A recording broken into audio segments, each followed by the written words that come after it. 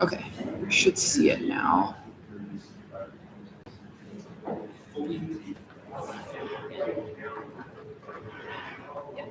Okay, and then we just need to test the audio. Let's see. Okay. And I'll just do a test and see what you can hear. So testing. Hello, testing. 1, 2, 3, 4. My name is Nora. I am setting up. Can you hear it? Okay, good. Does it sound pretty clear? Yeah. Good. Okay. All right. So let's get this guy up next. All right. So live stream. How does that look? So you just if you just push that kind of halfway down, it goes back. So there's going to be 2 people on that side. Yeah, if it tilts it in, but then we get a little bit less. Yeah. Let's push it up a little bit. So all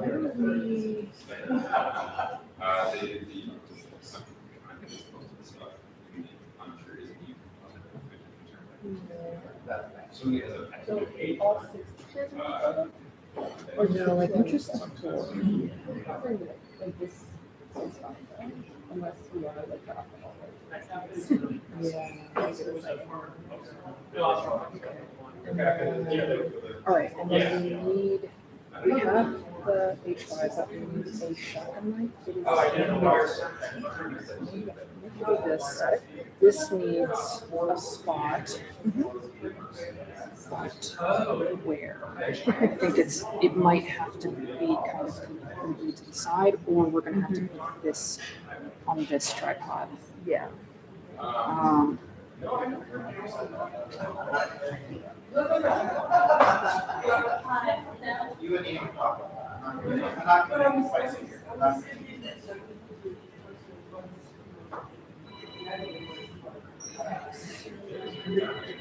Two of these we're gonna say here, that's what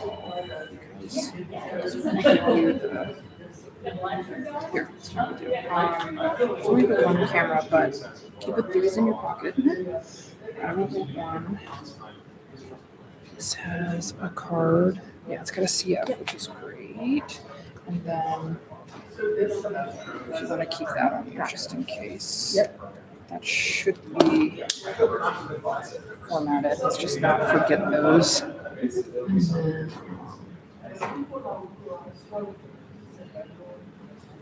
I'm kind of thinking this one needs to be here. Yeah. And then this would be like closer to them. Yeah, I can find a spot. Or try to.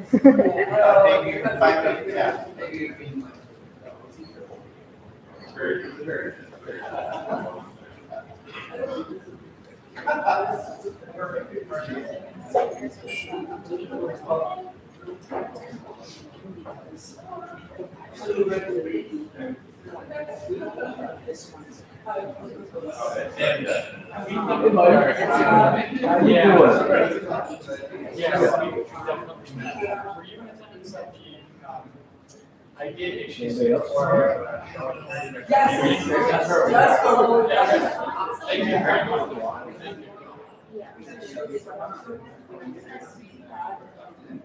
Planning another show trying to talk about open market. Same subject. But now we have a lot more kind of research. So we found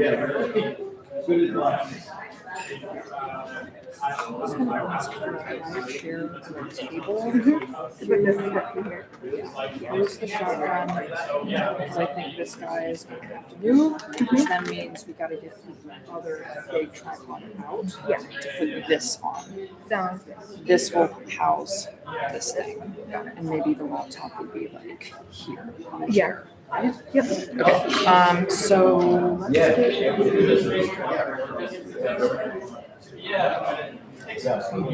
I will put this on here for now.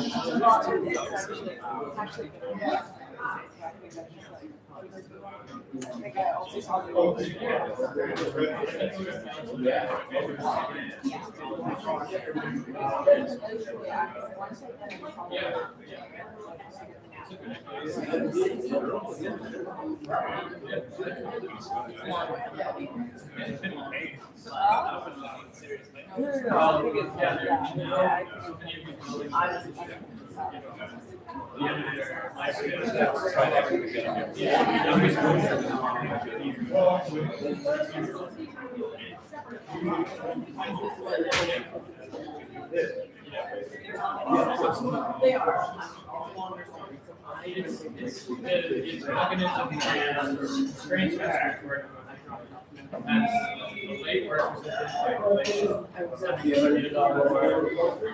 massive demand, dwindling numbers of also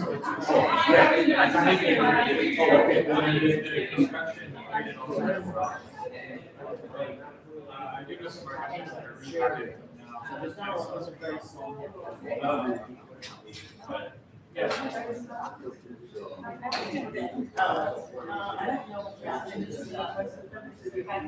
Yes, and so for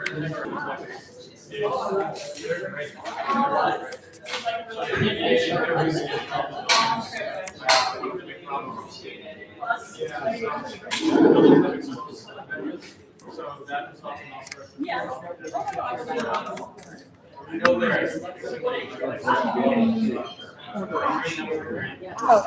I'm gonna take the new kid off this one. And then this guy goes. I tend to use my keys. Yeah. Who's there?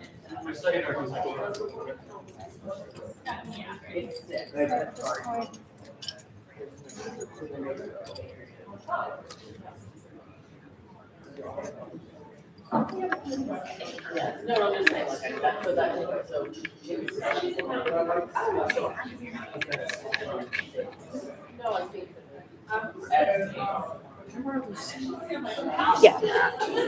Place this in real quick.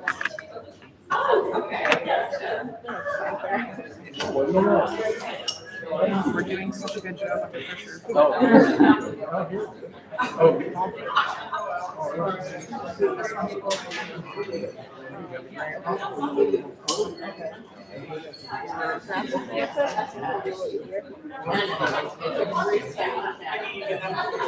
Hey, George.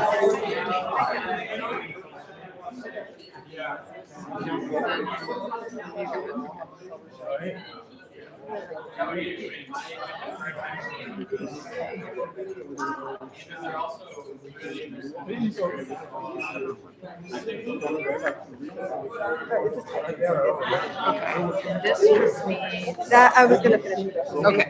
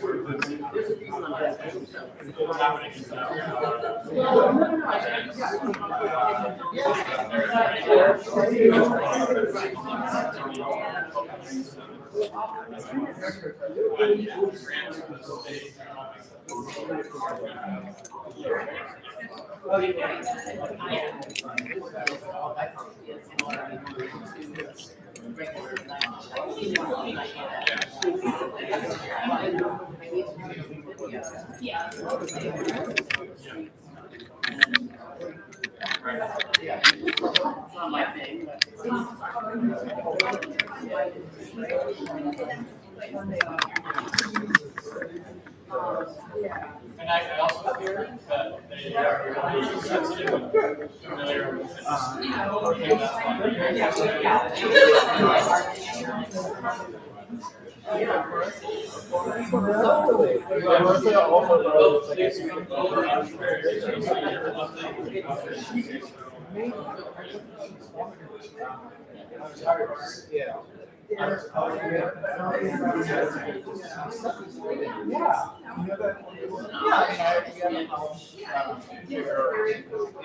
Okay, I have someone trying to find something. Okay.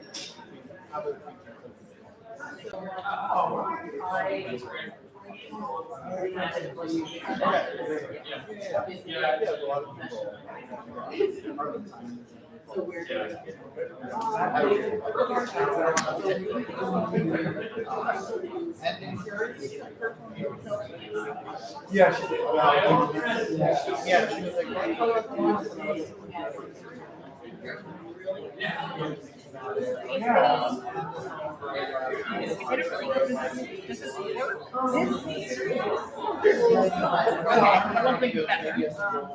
I mean, you said about the other podcasts. So I don't think, I mean, I feel like this setup works. Well, here is this, and then we could have the chair back here for first meeting. Yeah, that would be great.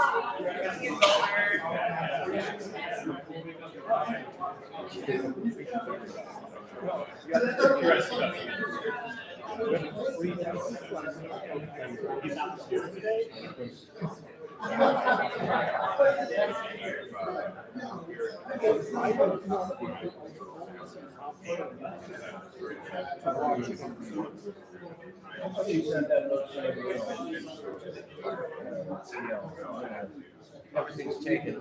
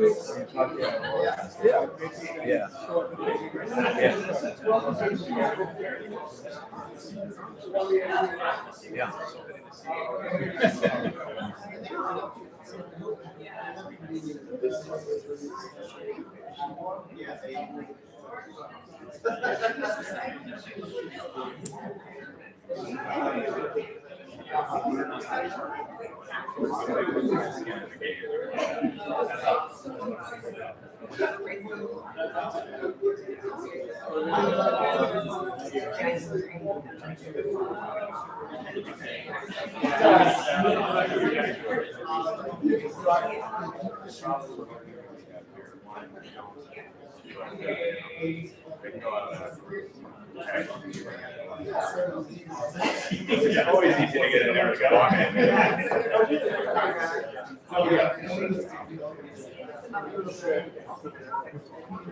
Yeah, I think that's gonna be fun.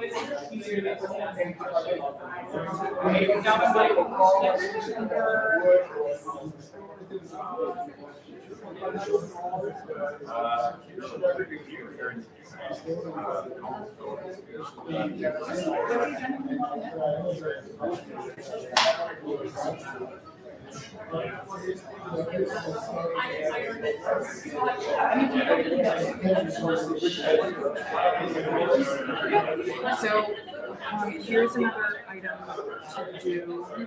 Michelle, she's not gonna do. What's that? Is your normal job? Yeah. I have a production company. This is in service of that. And what are your documents? This one is about the politics of Yeah. So, it's a presentation. Wow. Yeah. This is Paula. What is your name? I'm Dale. Dale? Nice to meet you. Okay, politics of preservation. Wow. Well, I have lots of thoughts. Yeah. After. Okay. Well, part of it is that zoning tells us every issue. What I said recently about a year ago was how many buildings do we have to tear down in New York City for no one? And they've done a spectacular job.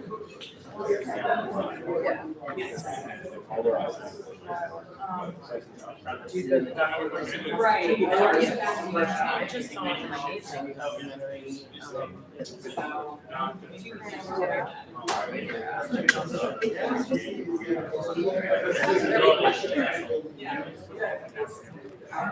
Have you heard about Cover Up? No. It's Volner Portraits.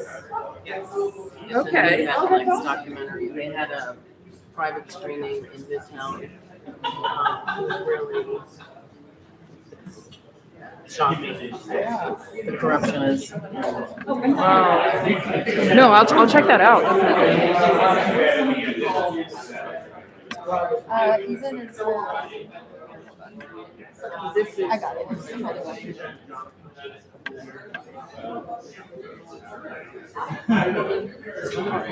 I can. Okay. I'll let you do that. And then you can just check levels once we start on the H5. We can also do a little slate if you want it.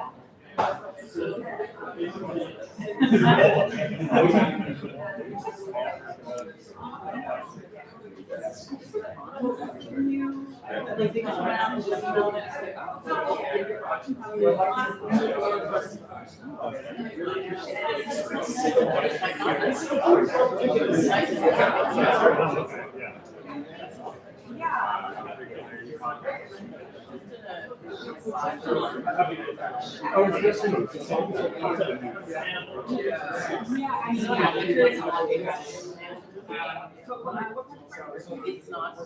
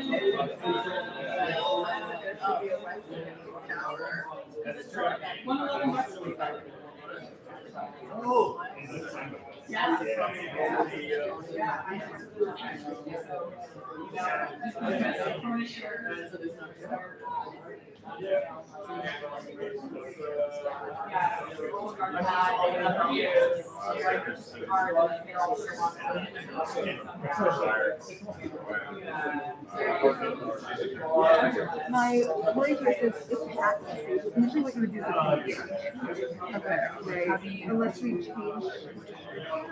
But like, because this did Michelle just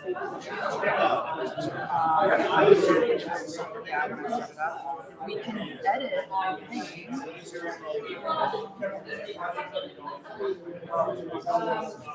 This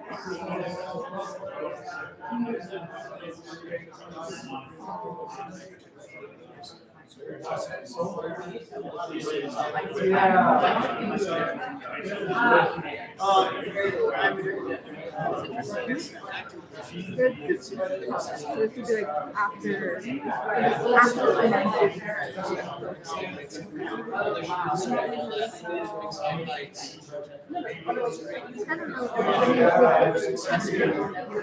Yeah, that's true.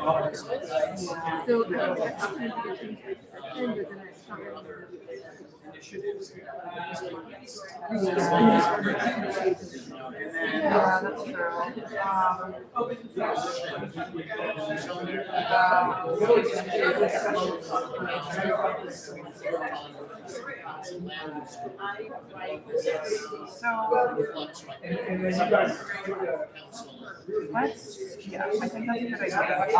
I just want to.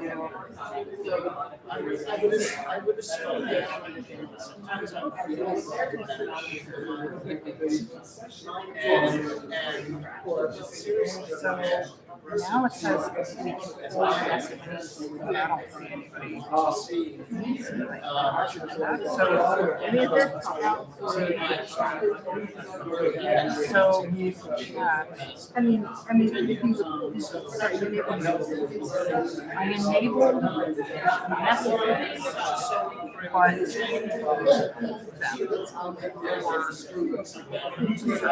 amount of time, so maybe the message pops up. So why don't we write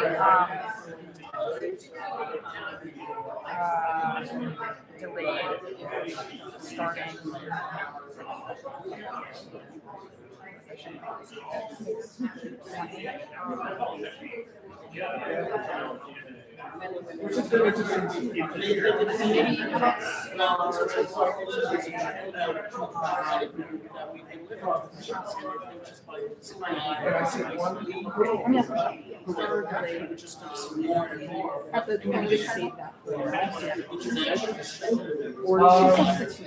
Yes, it is. How about start delayed? Well, it is.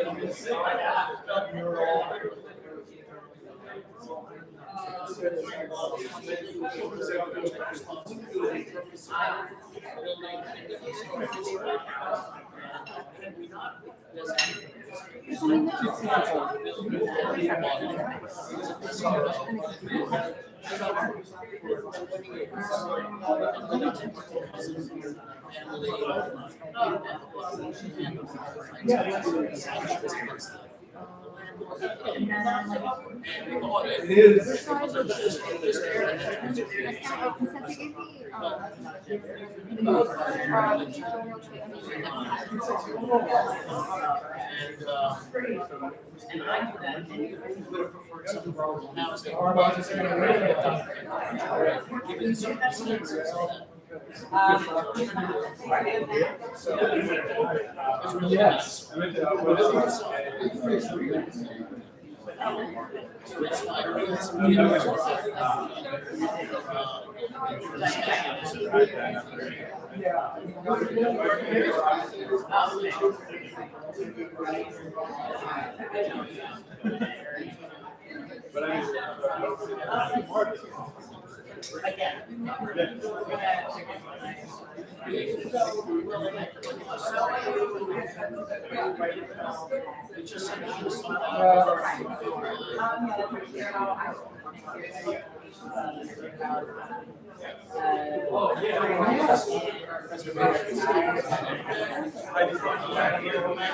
Good evening, everyone. We're going to get started in just a few minutes. Thank you for your patience.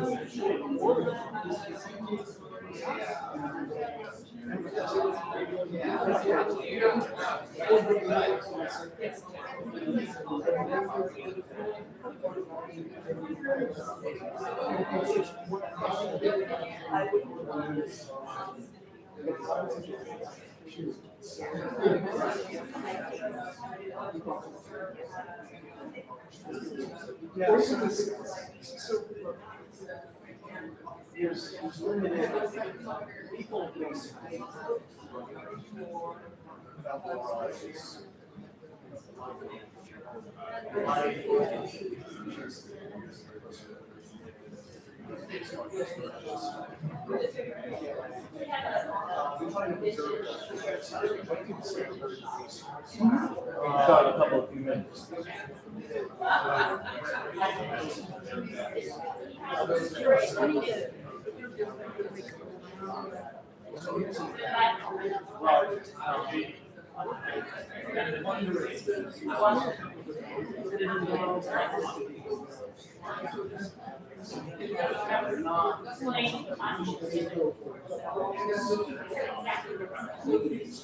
And you know about the workers on this? Yes, it's like the master.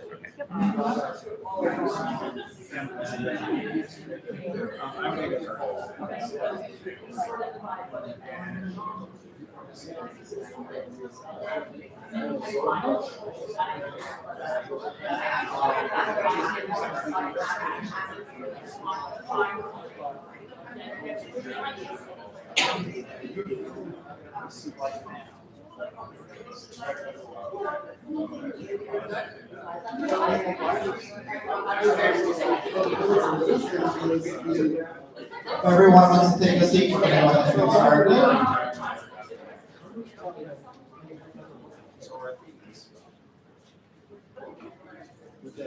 Good evening, everyone. You're all set? Okay. Good evening, everyone. I'm Brandon Tolbert, the Executive Director of the Historic Districts Council, and I want to thank you for being here this evening for our event, What Now? Preservation Policy in the Press and the Mayoral Administration. If you don't know us, we are the citywide advocate for New York's historic neighborhoods and work with more than 500 community-based organizations to preserve the places that matter to them. And we do a number of advocacy initiatives, policy initiatives, walking tours, and programs like this one. So before I talk a little bit about what HCC has been up to, I'd like to thank Byron Lindervell, architects and planners, for graciously hosting tonight's program. Byron Lindervell has been a real friend to HCC and to the preservation community. And I'd like to especially acknowledge Richard Southwick, Director of Historic Preservation at BVB, and Nate Rogers, partner. With that, I would invite Nate up to welcome everyone and say a few words. Thank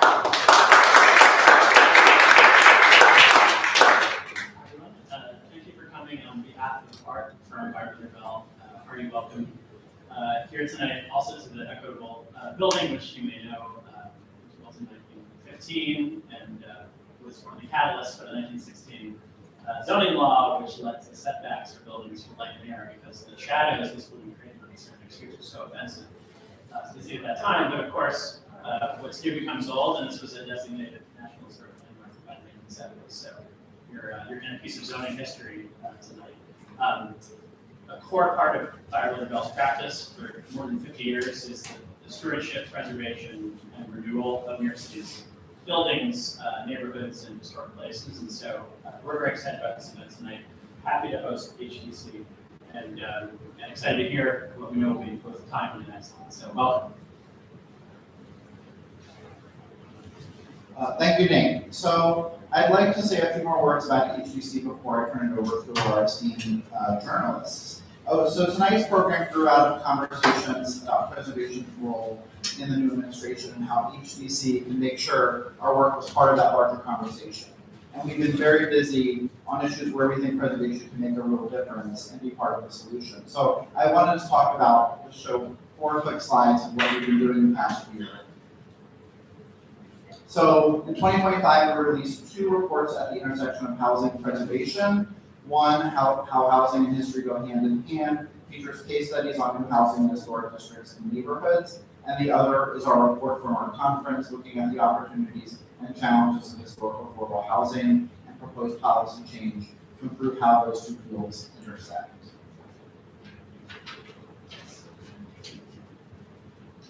We've been advocating against the loss of both designated landmarks like the Dangler Mansion, which I know one of our panelists is going to mention this evening, which was illegally demolished while being considered for landmarking a few years ago. But we've also been working with neighborhoods where they have been requesting protection for a long time. This is Willoughby Park Historic District, which is the block where the Dangler Mansion once stood, and they did succeed in getting the rest of the houses on the block designated. We've been looking for new designations under the Adams administration. The number of new designations precipitously dropped, as well as the reuse of landmarks. For those of you who don't know, this is West Park Presbyterian Church, which is currently under risk of demolition due to hardship. And we've been advocating for zoning and land use changes that respect the existing built environment and existing jobs. For example, our work with a large coalition of people to help save the Garment District in the recent Midtown South rezoning. So those are just a few of the things we've worked on over the past year, and we hope you'll continue to support our work and advocate alongside us with the new administration. And with that, I'd like to turn it over to Volner, journalist, author, HDC advisor, and co-organizer of tonight's program, who will be moderating the conversation and will introduce our panelists.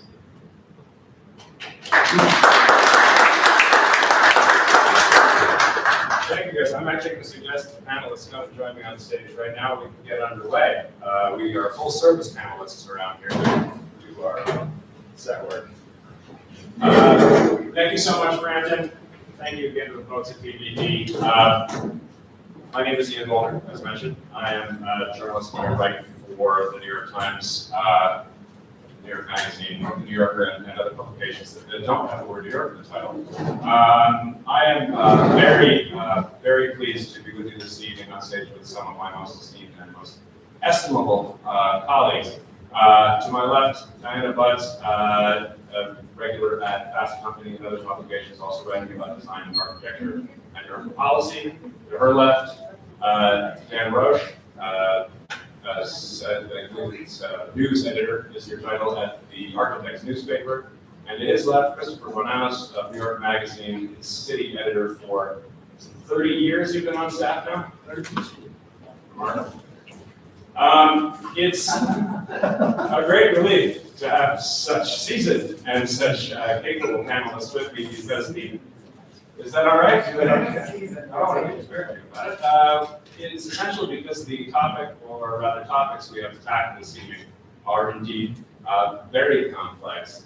Preservation policy and the press makes it, kind of rolls off the tongue rather nicely, but they are, in some sense, rather disparate topics, although there are essential connections between them that we need to explore. The Mamdani administration, was really inaugurated a couple of weeks ago. Its inauguration itself in a piece of historical infrastructure, has taken some bold action in these early days, but we still are waiting to learn a great deal about it. That is Mamdani's rise to what is usually thought of as the second most powerful position in the United States has been meteoric, and his policy program ambitious, but we are still waiting to see precisely what he has in mind for some of the issues very near and dear to so many people in this room. I should mention that there are some folks filtering in, even now, anybody who comes in as well to move on forward, there's some seats in the front.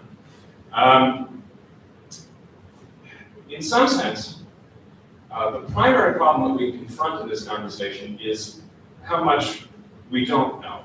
I suppose I'd just like to start by sort of polling our panelists. Starting with you, Diana, what, if anything, have you heard about the mayor's disposition specifically towards historic preservation? And what might you be able to kind of settle about his position based on his previous statements and positions during his campaign?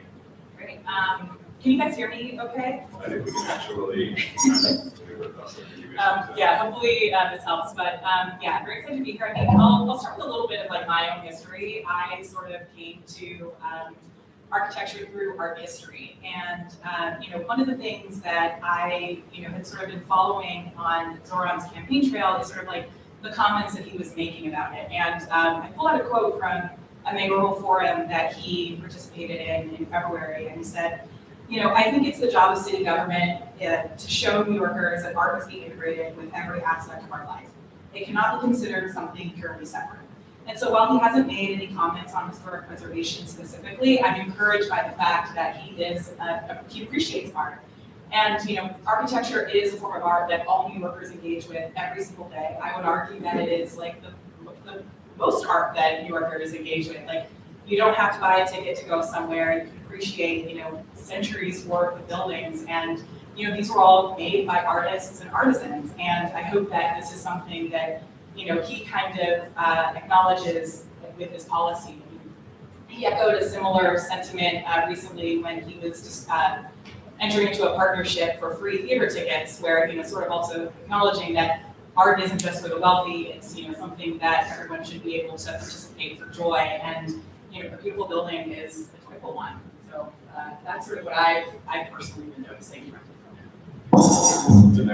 Those would be just here between us and the wood. Sweet, back and forth. Dan, if you can get in towards yours, same question. What do you infer, what do you know based on the available evidence about the mayor's positions on preservations in specific?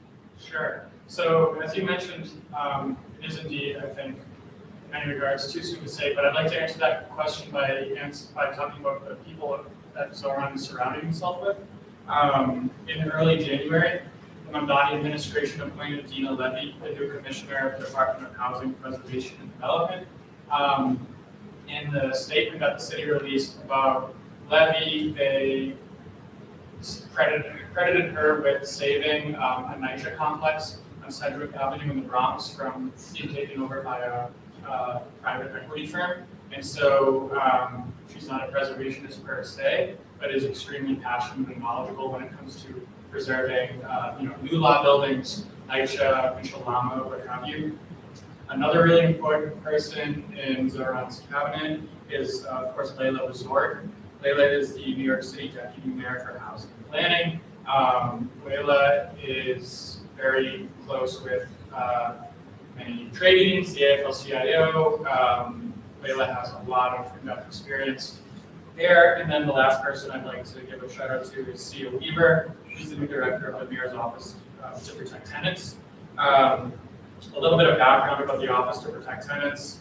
It was disbanded in 2019, I believe, and then the Mamdani administration revived it. They brought it back, and when they did, the Mamdani administration appointed Sia to basically go that with negligent land reports. Immediately after the inauguration, we saw Zoran in a new law building in Flatbush, in a building that was falling apart. And to me, that signaled from the get-go he's passionate about preserving affordable housing. It's worth noting in passing that Layla Borzak was recently joined the administration, as you mentioned, is in fact the sort of district council and here at our spring conference a few months ago now. Chris, we know that we don't know a great deal, but what do we think? I know even less than the rest of you. But what I'd say in my general observations of this, which is that, you know, he ran on a platform of building a massive amount of things. From a preservation standpoint. Guys, just so you know, we really cannot hear most of you. Let me try. Is that better? He ran on a platform of building a massive amount of housing. And that to preservationists can be a kind of red flag. If you start building, you may have to knock a lot down too. And low-scale neighborhoods become high-scale neighborhoods, and that's a big problem. On the other hand, he also ran on a sense of putting a stop to giveaways to developers, right? So there may be a different kind of low-scale building he has in mind that is much more preservation friendly, much more historic.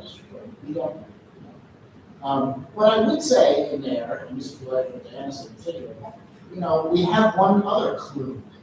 Look where he chose to be inaugurated. He chose the original City Hall site of all things to be sworn in a relic of the City Beautiful movement of the beginning of the 20th century. This suggests at least that he is not the enemy of beauty, that he is not the enemy of history, and that he, at the risk of sounding too dopey, he likes the nice old city, and that is heartening at least as a symbol.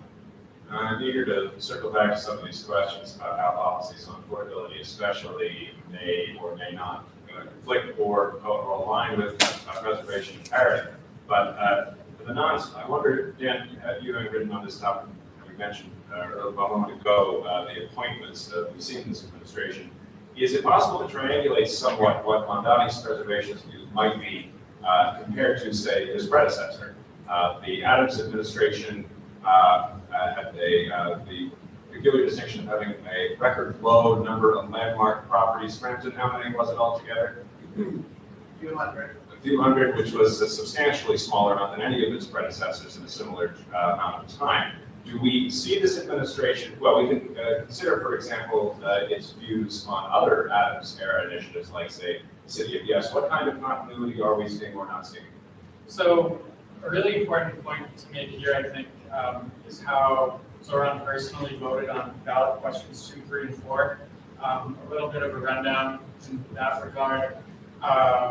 All questions were approved, and now the mayor's office has a lot more sway when it comes to building housing. The city council has less power, and that will be a continuation of the Adams administration, because a lot of the policy measures that were driving the ballot questions actually come from City of Yes.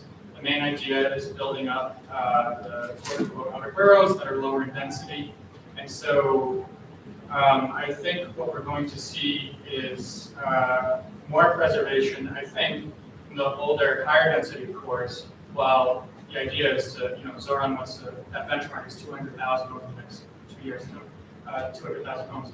The idea is to build up lower density, lower lying areas in the city. Yeah.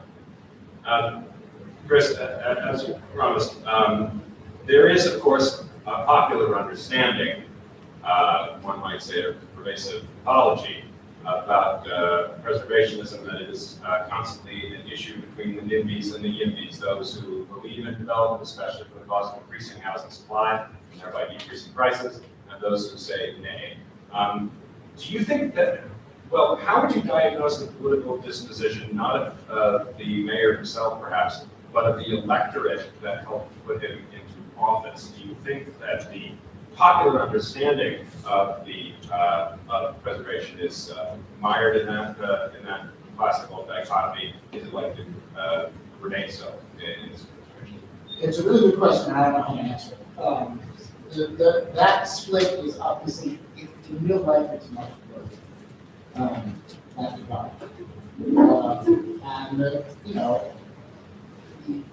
difference between preservation of individual buildings and general swaths and historic districts and one thing, but also, there are, let's take for an example, the preservation of the garment industries.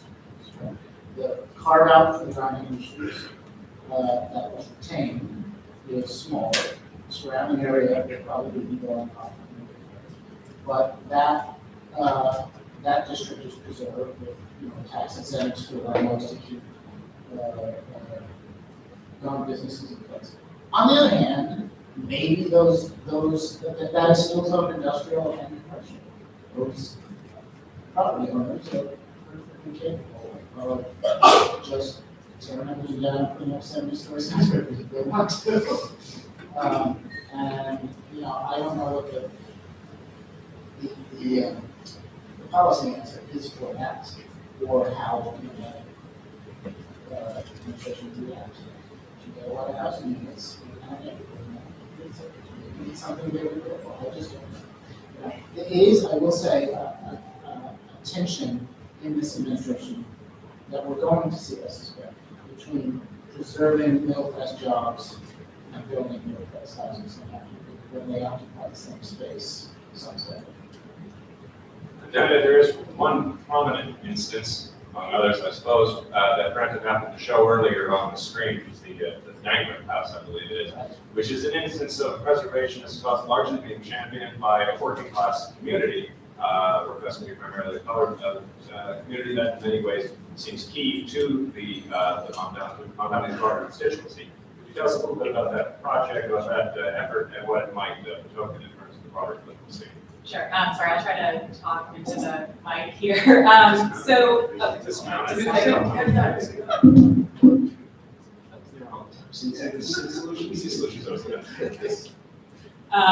well, I mean, I think that one of the things that Zoran campaigned on and that really animated so many people in New York is this issue of affordability. He has been very dialed in on this message that, everything that he wants to do as mayor is focused on that. And I think that, when you look at historic preservation, a lot of it does sort of come down to money. So thinking about the history of the Jacob Dangler Mansion, just to sort of refresh folks on what happened, this was a 19th century building that was on the corner of Nostrand and Willoughby. And, it had a history of being the headquarters for a fraternal organization that was primarily composed of men and women of African American and Caribbean American descent.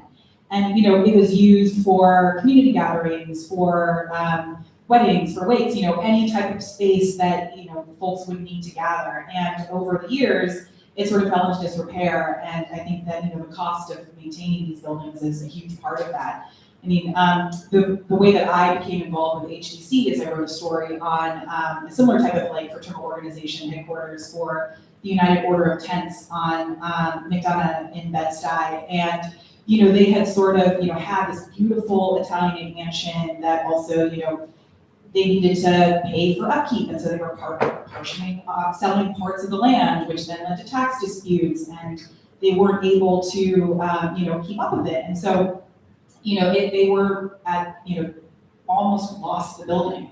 And I think that if we sort of orient the folks that did vote for Mamdani as, historic preservation fans, that could potentially, help. I mean, I think that, as Dan alluded, one of the very first things that Zoran did was visit a building owned by Pinnacle. And, it is a historic building, a rent-stabilized building that was, had fallen under disrepair. And, one of the things that, we talked about in that summertime panel you mentioned is that historic housing is affordable housing. And, how do we sort of rally folks around, ways to, see that this is not just an issue for wealthy people, that it is about, helping to preserve the things that they love in their neighborhood. Chris mentioned briefly, as did you, another aspect of policy that intersects with preservationism and that may have the power to a certain extent to denature that the tiresome YIMBY divide is the issue of industrial districts. Obviously, major centers of employment for working class New Yorkers, again, a major slice of the Mamdani electorate. I suppose the Brooklyn Army Terminal would be one prominent instance of preservation initiative that's that may have an interesting place in this kind of policy landscape. Can you tell us a little about that? And I think that's not far really good.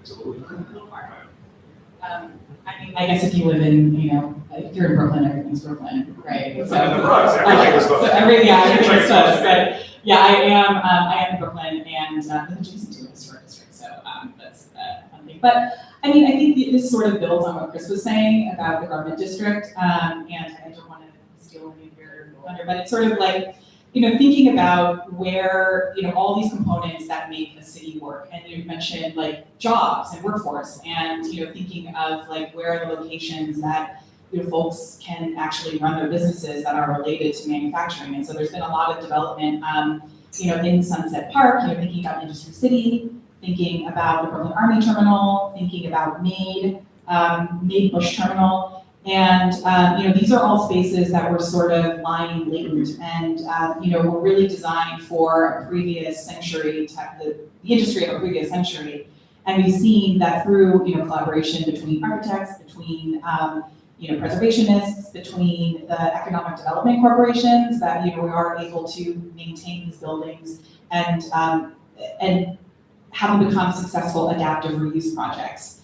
One thing I did want to say is that, you can't necessarily always just, shift one industry because it's industrial from this location to another. And so for the garment district, like, it Made Bush Terminal didn't quite work out as being like the new fashion center. So finding other folks that are interested in that space. And I think that now there's music venues and other design studios and so forth. But I think that, the folks that do have studios in the Navy Yard and in Industry City all really enjoyed it until it became too expensive. And they were sort of played a role in their own gentrification out of these spaces, and they became a little too cool. Now might be as good a time as any to mention that in the push to try to find ways to talk about affordability and the issues confronting working class New Yorkers while showing how preservation part of the solution.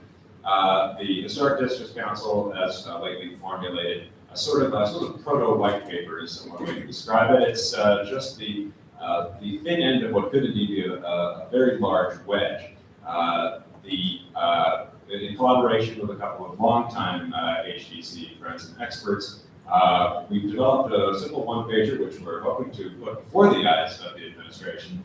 The objective of which is to try to begin to assess which buildings in New York City, primarily between low-income buildings home to working class New Yorkers, the vast majority of which, as was the theme of our conference, tended to be old buildings. How many of these buildings could actually be eligible for historic tax credits for major restoration projects?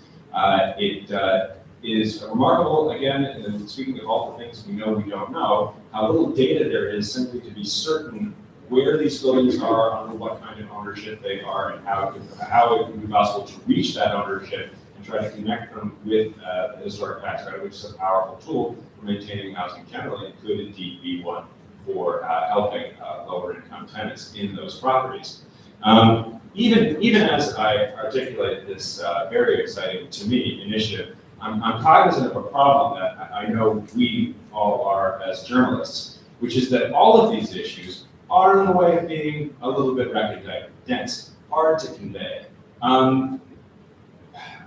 What can a mayor like Bonanos, a mayor with an obviously very powerful magnetic media image, do to articulate these problems hopefully better than I did, and in a way perhaps that other mayors have thus far not done? Dan, I put that question to you first. To try and start to answer that question, one thing that I think Zoran is doing is that he's continuing this sort of deluge of appearances where you're seeing him on your phone, you're seeing him on television, and that's how he's getting the word out. So, I think after we saw him in Flatbush at a new law building, we saw him on the Williamsburg Bridge fixing that bump. Last weekend in West Harlem, he gave a press conference talking about a new initiative to expand access to public restrooms. I think the way that he's doing it is just by using social media and communicating a sense of transparency that I think a lot of folks, a lot of the city felt like we didn't have with prior administrations. The other half of that coin, as mentioned, is how we in the press can try to convey these issues in a way that's compelling. Chris, I find that you do it often very well. What's your secret? We have occasionally joked, What do you do when you have to have the word Should zoning? you be doing the rock star thing with the microphone as well? That'd be Exactly. That's really We fun. joke occasionally in the office, what do you do if you have to have the word zoning at the top of the story? It's a killer. You know, the answer is you look for things that resonate with people, that a good example resonates with people, the character that resonates with people, and that's what zoning's doing. I mean, he has this incredible knack for finding the telling anecdote or the telling scene, right, and making a little moment with, I guess, out in public nowadays. Whether he's talking about Mayor Guardia or that moment, you know, the inauguration, Justice Center inauguration, whatever it is. You know, it's a forever challenge, sure, not to write a white paper. I mean, no knock on white paper. Nice, you know, I appreciate it. You should see my white papers. Well, of course, I read them.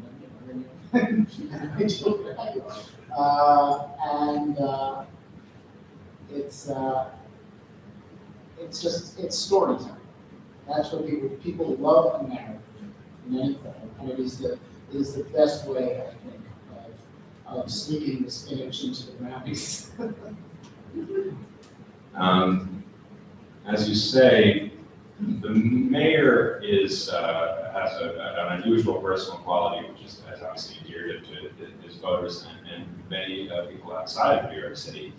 One of those qualities I think we all sense is that whatever it is about position, he's very open to hearing from others and hearing from New Yorkers generally, whatever their personal views. We can all hope that the mayor and or various of his personnel, who we do know, are listening to the kinds of conversations like this that are happening all over the city. If it were possible, what would each of you want to say to this mayor? What kind of policies would you like to see them enact? How would you like to see them change how the city deals with these various urban policy issues as they bounce off of the preservation issue? I don't know how you do this at a policy level, but I was thinking about the dam connection while we were talking. You know, one thing that happened there was a degree of demolition and neglect, right? The owner let the building degrade.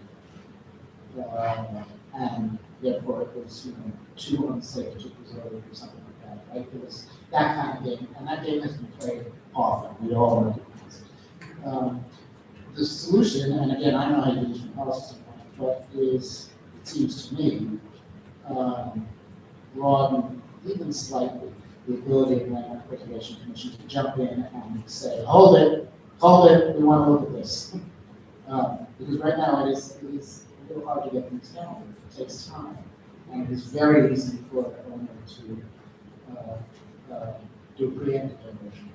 That happened a while back. I wrote about this is not a housing thing, but I wrote about the lobby of the Grotto on 47th Street, which was about to be renovated out of existence. And if you don't know it, it's spectacular Art Deco, machine age thing of polychrome terracotta, and it was jade green glass panels on it. It was just spectacular, and mostly been left alone. It messed with a little bit in the 1970s, but sensitive. And they were going to renovate it into, you know, office or what. I wrote about like it's on the thread, you know, and it's gone that weekend, long before. I'm sorry, what building is that? The Morocco building on 47th Street. 8th Avenue and 47th Street. So that's an instance of something that could change, that could be transformative. The same question to you, Dan. By the way, landmarks has, as most people here probably know, no commission director. Yes, that's right. We had half of one might materialize just before the panel, but no such luck. Dan, what's on your wish list? So a major conversation we need to have right now is the future of public housing in relation to cuts to it, subsidies for public housing that were made in the 2026 federal budget. That's on my mind. I cover public housing a lot. One thing that, as well as preservation, one thing we've yet to see from this administration is where it stands in relation to a program called Path Out, which essentially allows for developers to privatize public housing in exchange for the opportunity to rebuild ostensibly luxury units or and as well as Section 8 units. The problem with that model now is that Section 8 has been dramatically divested from, as well as Section 9. So what do we do? One thing, if there were folks in the Bonanos administration here tonight listening, I'd really like to hear more about what the plan is. So earlier when Ian was talking about the white paper HTC is working on, I'm really excited about that because I think it's a fantastic initiative. Yeah, and it's also worth observing that, curiously, in some packed rat projects in the city, there's almost kind of they could serve as a peculiar roadmap for what could be done with historic tax credits when they're not demolishing those public housing projects. In some prominent instances, they have availed themselves of historic tax credits in order to rebuild them in those redevelopments, fraught as the packed rat program remains owing to the problem of Section 8 financing. That actually could be a promising development that we've seen over recent years that could be capitalized upon by the Mayoral Administration. Then, what are you hoping for? So sort of echoing some of the themes that I've already talked about, like I am hoping that there is sort of just more interest. I'm hoping that there's sort of an expanded notion of like, you know, what should be considered historic, that some of these everyday spaces really do deserve more attention. So we're also building on what Dan was talking about on public-private partnerships. You know, a couple of like really great instances of historic preservation involving housing have been like the artwork that's on these campuses. And I know there was a recent restoration of the Richmond Marte frieze on the Kingsborough houses, which is in Crown Heights, across from the historic Bristol homes. And, you know, that was a really successful public-private partnership that, you know, led to both like the preservation of a beloved sculpture that was very critical to sort of the sense of place, along with commissioning new artwork that also did make it feel a lot, that does even sort of like enrich the space. I would like to see more staff. It does sound like Mamdani wants to staff up his administration, and, you know, it's just been something where it feels like there just haven't been enough people. I think somewhat intentionally by our last mayor. I think that, you know, strengthening landmark laws would, giving some teeth to LPC would help. You know, that during de Blasio's administration, there was a law passed that, you know, really impacted just how much time LPC has to review things. I would also, again, like to see more coordination between agencies. You know, sort of thinking about the funding problem, like there is money out there. It can be hard for people to understand where to go and who to talk to. Pennsylvania had a really interesting program called the Whole Home Repair, and that was like really oriented around affordability and climate change. And so how do these people that own old homes that, you know, are having trouble paying for the utility bills, how can they get extra money to do, you know, needed utility repairs? And, you know, could something like that exist for historic homes, historic buildings in the city, which I'm sure all probably need retrofits under you know, the Green New Deal. So, you know, are there ways to build coalitions, you know, through the programs that the city already has, and making it easier for property owners to take advantage of them? I think that, you know, just getting people in government who care. I think that, you know, if you just sort of point at, like, draw connections to people, like they'll be able to make them. Yeah, just Zoran has been like a big fan of New York, and just like, you know, activate more people to also be fans of the architecture. I would like to see. I'd like to say one last jump ball / curveball for the panel, which is that there is an elephant creeping around all of the rooms we care to speak about via policy, preservation, of the press, which is the national political climate. It is not likely to be easy as a member of the media to talk about some of these issues when every day there seems to be a new news story that Bigfoot's even really vital issues like affordability and historic housing. Do you have any guesses, again, this is remaining in the realm of the speculative as we've been through so much of the conversation, but it's as must be, any feeling for how we can continue to speak about these issues in a meaningful and forceful way in the months and years to come? And/or do you have any predictions, dire or otherwise, for what it's going to be like to try to maintain the importance of city life, of the city's beautiful buildings, and the image of the city that I'm not easily begun to articulate in the present broader political scene? Anybody want to fight? It's a big, take a big swing. I'll give you a little something, which is that, you know, the situation with public housing in New York, right, is that it was all financed with an expectation of this amount of federal help, and now we get this amount of federal help. And, you know, that maybe in this environment is not going to change, but this environment will not run forever. We have an midterm election coming. We have a presidential election after that. There may be a backlash to that or something. Things will change, and I mean, we'll cover it regardless. We're writing about it however it goes. But in a different environment, you could see a Washington that is more supportive of cities in general and housing in particular. In that, you know, in that feeling that may come after this administration.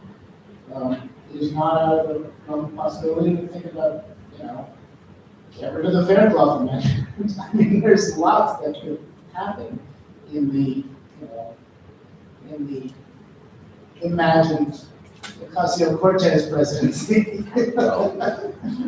Or the deep future. Or maybe not too. Dan, anything you think might be coming down the pipe? I mean, they speak about the policy climate specifically.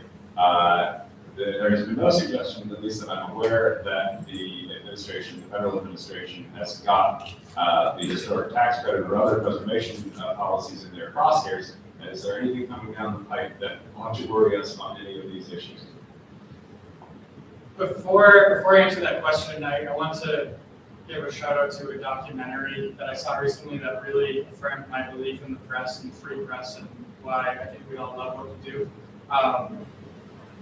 It's a very timely one. Laura Poitras recently made a documentary about Seymour Hersh, the incredible Vietnam War correspondent turned Watergate correspondent, what have you. And if anybody's sort of, for me, this was Poitras couldn't have made this at a better time when, you know, it's really hard to be in the press right now. And going back to your question, Ian, I think The film is called Cover Up. Cover Up.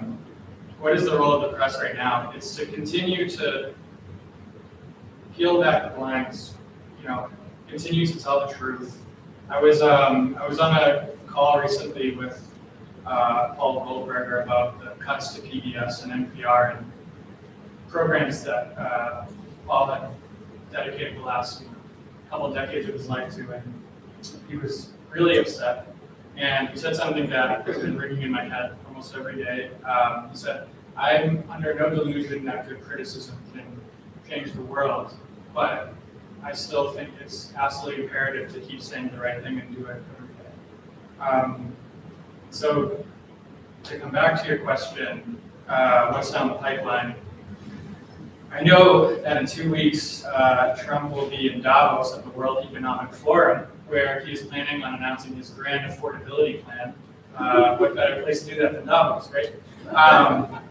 But so after the protest that we saw last week when there was a lot of turmoil, one thing that Trump did was he went viral by saying that he's going to crack down on hedge funds in the single-family housing market. And suddenly I started to see, you know, people in the center and the left and say, hey, no, that's a good idea. And it is a good idea. That should happen. But then when I spoke to the executive director of the National Housing Law Project, he said it's total BS. It's a complete distraction. He's not at all serious about doing that. And that is like the one sort of little crumble that he's floated out there. So I guess we'll have to wait for Davos. As I do every year, bated breath.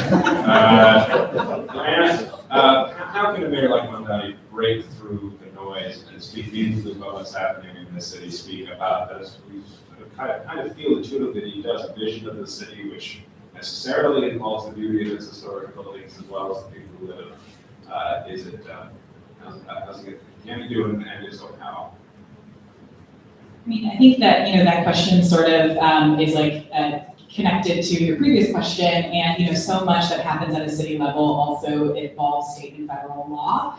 And, I've been very encouraged to see sort of the camaraderie that's emerged between like Kathy Hochul and Trump. And, it is like the sense that, we don't have to be best friends, but, we have to work together towards a common goal. And I think that, again, like the things that Zoran has been saying about affordability have like resonated in the city and across the country. And I don't think it's coincidence that we're hearing both Governor Hochul and Trump sort of like bring affordability into their agenda. So I'm hoping that, through, constructive relationships that put the city first, that, we'll be able to get the resources that we need, and perhaps a policy that's a little bit more advantageous for New York.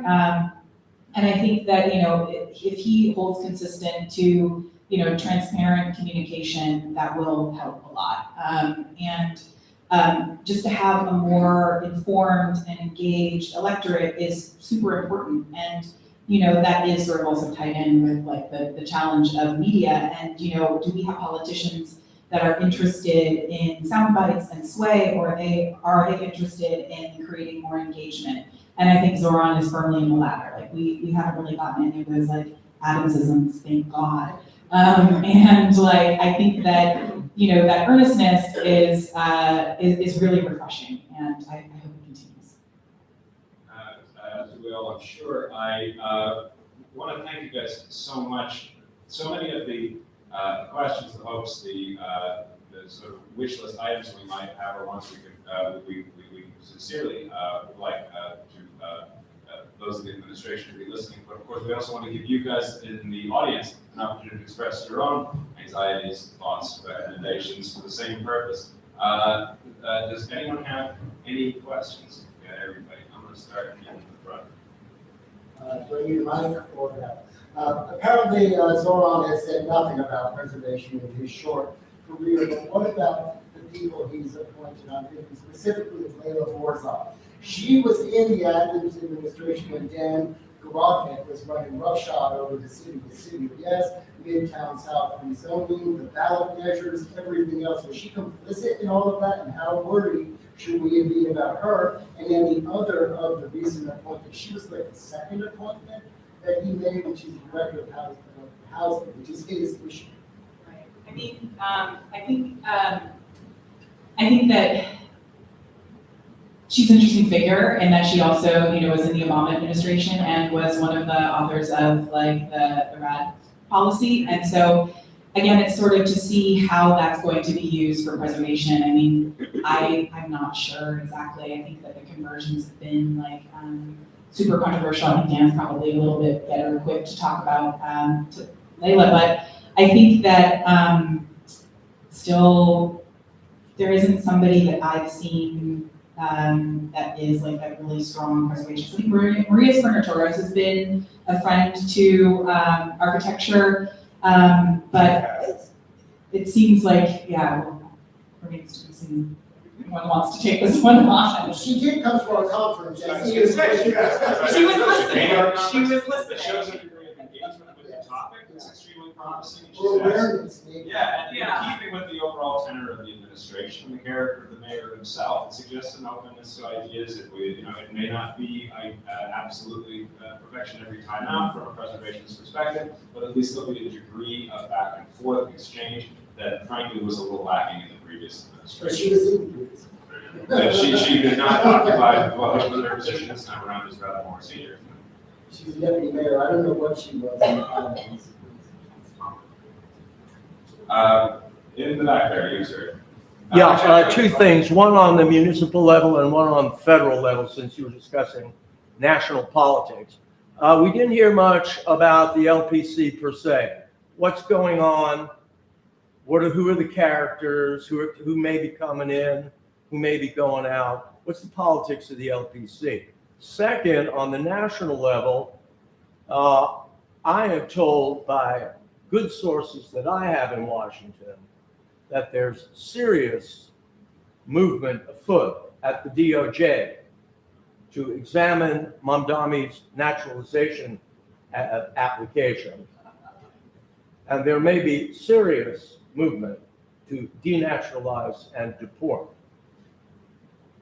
It's true. I've heard much the same thing. I'd be interested to know who your sources are from a journalistic. You'll never perspective. know that. Well-connected man. You won't know that ever. Strict background, strict background. No Never. attribution, no attribution. I've been in politics so long that I realized that you never, ever take a promise from you guys that something's, that something's confidential. Where are you when we need you? No, you'll never get that. But it's out there. Yeah, it is indeed a Right. prospect. Anybody want to address these issues in particular? Nobody knows about it. All I'll say about that is the blowback, the degree of blowback this administration would get if they tried something like that, they won't pull it off. I think would dwarf everything they've seen so far. And maybe they don't care. Maybe they don't care. But I think they would discover a degree of overreach that they have not. And to your previous conversation, I'm curious about, it seems like there's a lot of areas that the appointments, and I could be wrong because I haven't read every one, but there are places where architects or people with architectural training should be appointed, and they are not. They are nowhere. And it's kind of, look, I mean, I'm an architect, but yay, but don't appoint me if I'm not a policy person. And yet it seems that all throughout, I mean, starting with Dan Garavik, that's still where he is, where he shouldn't be, and going on down. It seems like there's a bunch of new agencies and things like that in housing. They have no architects in them. That's a great point. In the transition team, It seems to have forgotten that there are. there wasn't a single architect No. on the transition team. I think about 80 people. Yeah. Um, Why do you think that is? And how do you Great and question. how also my feeling was that it was like there was a Chinese wall and you couldn't even talk to people, there's no way to have put that as input. Like when this happened, when that first day when the transition team was announced and we all looked at it and there were no architects involved, we didn't need 100, but 1, 2, and there was no way to actually share that information as a community to them to say, by the way. That's a great point. From folks that I'm tangentially connected to that were a part of that transition team, I don't think it was incredibly productive. From my understanding, it was a couple of meetings where not quite was agreed upon, I was talking to somebody from a major trade union who's interested in jumpstarting the conversation about Control Law 2.0, subsidized housing. And from what I understand, in the transition team, there weren't enough people talking about the real challenge of how do we talk about subsidizing affordable housing right now. And so we need architects, we need preservationists in that immediate sort of million. So I guess the question becomes for you guys and everybody. How do we get into What about precise maybe, these guys? since Steve, before that- you write about our city in the built environment, is this a conversation that someone can write an article about and say, there seems to be a missing here, Well, we have the good fortune that there are also a couple members of media in the audience. Oh, So fantastic. very much our audience. So that's right, right, you sir. Hi, I'm Robert Stern. I wanted to ask you about community-led plans. I'm representing Morningside Heights, the Morningside Heights Historic District Committee, which established a historic district, and a community-led plan to extend the historic district. And I'm also representing the Morningside Heights Community Coalition, which has a zoning plan that was created with the input from the community board and community and lots of signatures and our elected officials. And with the city of Yes and the imperative to create affordable housing on a significant cost, I wanted to get a better understanding of what your thoughts are on promoting community-led plans.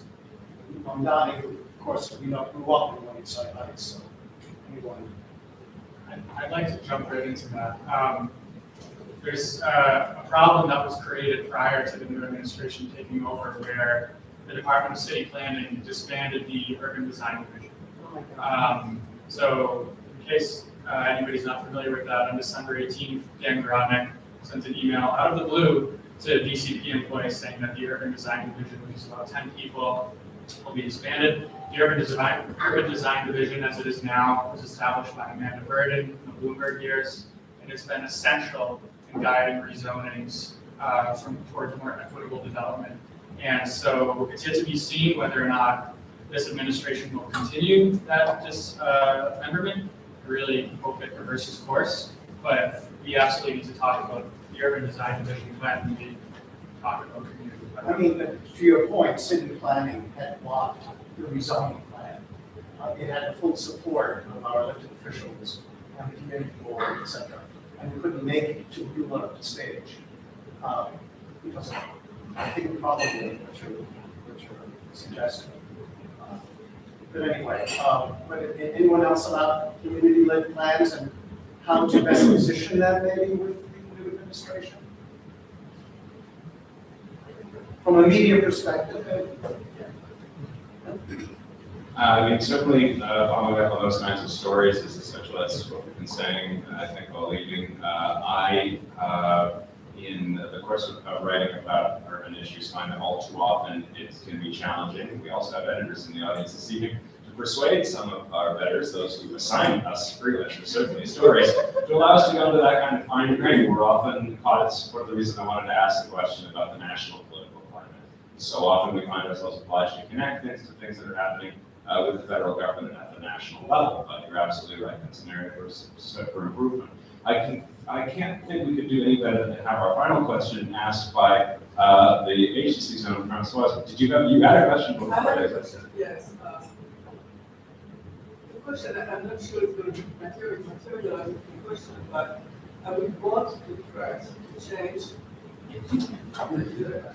I would want the press to make an effort to change the narrative about new housing units, because we talk about 200,000 new housing units, but we don't look at the housing units that are lost in the fabrication of new housing units. And so I think, I mean, I live on the other side, and there's a whole half block of Amsterdam Avenue that has been demolished, like 5 or 6 tenements, probably 50 affordable, regulated housing units is being replaced by one building, which has about like 15 units, and none of them affordable. So it seems to me, I mean, to your point, earlier, sometimes these questions are very dense and very hard to image and hard to talk about. It seems to me that human interest stories about there's a lot of people in these buildings that lost their apartment. I don't know where they're going, and they're going to be replaced by, there are like 3 or 4 shops that are being replaced by one chain thing. So I think that, you know, the media, the news media, can really make a difference in getting people to sensitize to the loss. So balancing the gain against the loss, because we're all mesmerized by all 200,000 new housing units. And it's like, it's mesmerizing, we all talk about that. And of course the new buildings are wonderful and all that, but there's no discussion about the demolition, the environmental cost of demolition, the human cost. So I'm looking to you, the press, gentlemen in the press, as Rosalie Russell said, to try to make a difference and tell stories that resonate. And how do you do that? So that's the question, how do you do that? I'd love to do this, actually. I mean, I take your point. I think that, you know, one of the challenges that I've seen as a writer is sort of like what's new. And that's often sort of something when editors are sort of confronted with these, you know, big systemic issues that have been happening for a long time. And I think some courage to say that, you know, even if it's necessarily like brand new, that we should be keeping these things in public discourse, especially when there are, you know, media is dwindling. Like there are fewer outlets, fewer staff. I think that there is a greater responsibility on the publications that are still around to cover these things. I think also having really informed journalists is important as well. There are so many times that I read stories about issues in the city where it's like, oh no, you've obviously just talked to this one group and you're sort of parroting exactly what they're saying, which isn't really the heart of the issue. So, again, it's like, do you have reporters on staff that do have the time to like find these stories that, you are committed to like really investing in sort of that knowledge, I think is an important part of it. And I think that, this is sort of also a little bit of a response to Robert's question is, we've seen how the media, how individuals are able to use the media to sort of like commandeer a conversation. And I'm thinking a little bit about the Elizabeth Street Garden and the way that, a lot of the issues were sort of obscured, but, it really did animate so many people. And I think that, if there is like some advice, I would say that I hope that citizen journalists are empowered. I hope that organizations who are interested in developing stronger communication strategies do look to, these short form video platforms to try and get more people to pay attention because, like it or not, people are scrolling. And I think that it's important to meet people where they are. And I hope newsrooms are able to adapt to that instead of like, being interested in sort of the horse race, or they're saying, I don't know, like he said, she said kind of things, and being invested more in the conflict than the issues at hand. And so, that's also as a writer, I want to see more editors do that. Yes. I think to my fellow gentlemen of the press, we might be well advised to leave the last word to these ladies of preservation and the press on policy and all other things. I want to thank all of you guys so much for coming. Thanks to all those who are joining us on the live stream. We would very much like, hopefully, to follow up on these issues some months from now when we have a little better picture of what's actually going to happen. Thank you, and thank you again to BBB.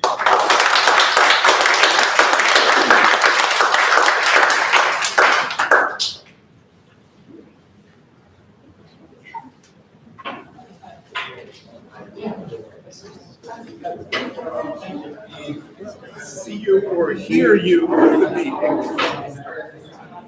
Oh, right. Yes, lady here.